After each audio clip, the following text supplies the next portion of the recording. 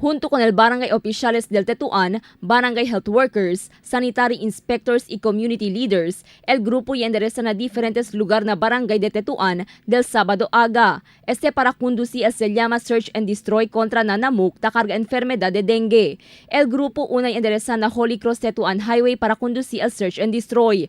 Ya kita kon mag-estangkaw agua que posible kada breeding places de Lamuk. Ya ba siya tambien un klase de powder na magakanal aber muri mga kiti-kiti. Según con el Barrio Kapitan del Tetuan, Jan Dalipe, más ventaja según el Search and Destroy contra con la actividad de fogging. Sí, aquí el barangay no para man search and destroy el mga casos de dengue.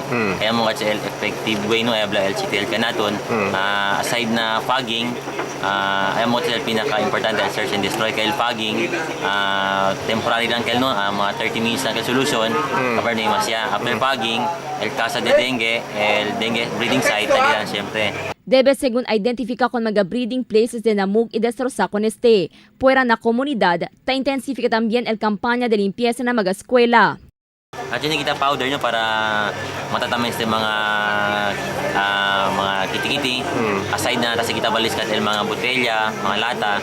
Kasi powder, tapoy lang kita ng mga stock of agua, ng mga kanal para man eliminate ito yung mga kiti-kiti.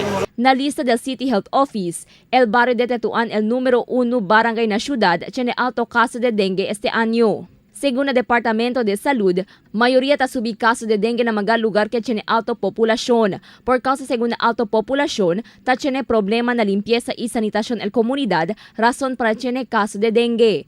Fuera na mga manera para prevenir caso de dengue, permita se acorde el DOH na público para el propio limpieza na alrededor. Crystal Almonia, Dateline Zamboanga.